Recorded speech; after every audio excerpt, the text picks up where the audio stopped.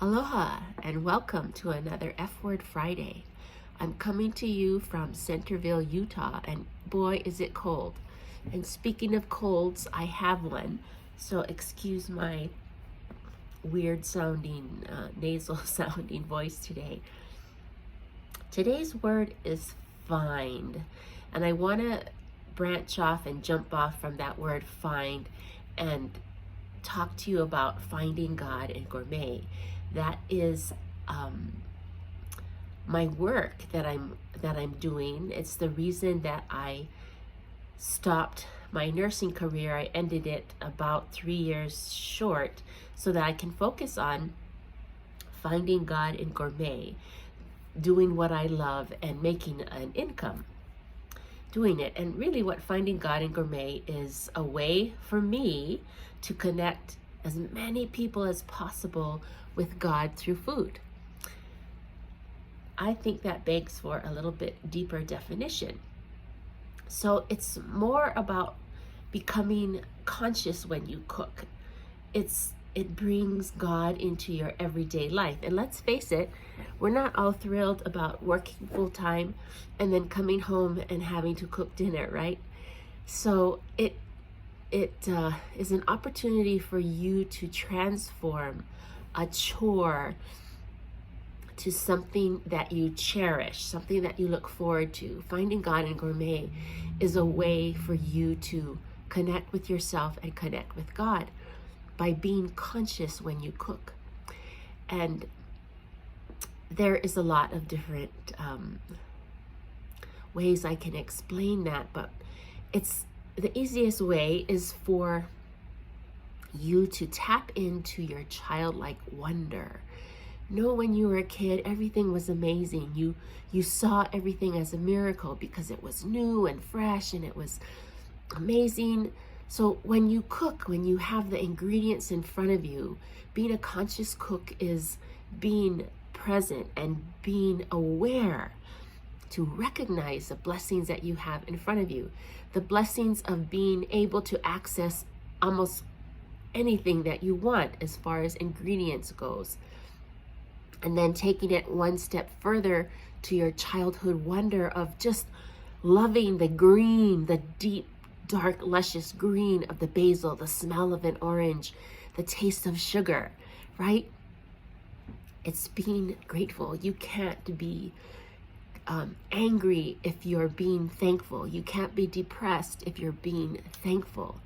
So like I said, and hey, I love to cook, but let me tell you, there are many times I get home from work and it's like, I don't want to cook dinner. It's the last thing I want to do. But if you take the opportunity, you make the opportunity to make cooking equal connection, make cooking equal to Zen time, make cooking equal to really a cherished time, and change cooking dinner from a drudgery to a delight. Doesn't that sound exciting? It's something that takes some practice for sure, and it takes a commitment, but it does not take any additional time on your part because you have to cook dinner anyway, right? You have to feed yourself and your children and your family anyway.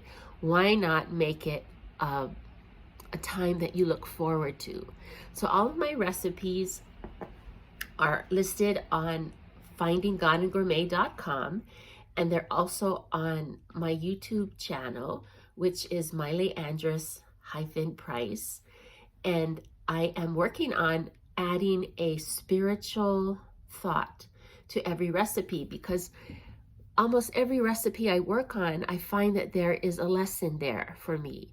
There's an answer that I've been seeking. There's been just, I don't know why, but garlic has so many so many cool things, so many lessons that it teaches me. So if that intrigues you, I have Bites of Wisdom on my website, and then I'm going to start adding a spiritual lesson with each recipe.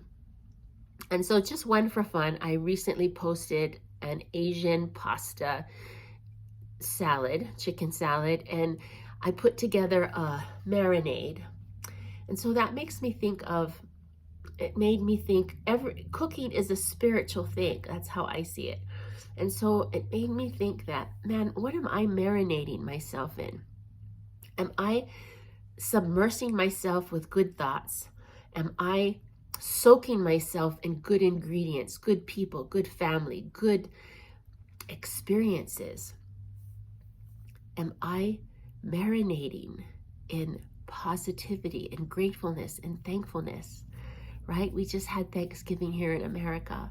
If we could keep that attitude of gratitude on a daily basis and bring it with us when we cook, you can change the world, and you can change the whole experience of cooking. And that's my goal, is to make cooking a connection for you, to connect to God, to connect to yourself, to connect to peace. So I invite you to check out my website and my YouTube station, and to share it with your friends. Okay, till next time. If you're in the mainland, stay warm. If you're in Hawaii, I know we just had a little storm, so stay dry. And till next time, take care. Aloha.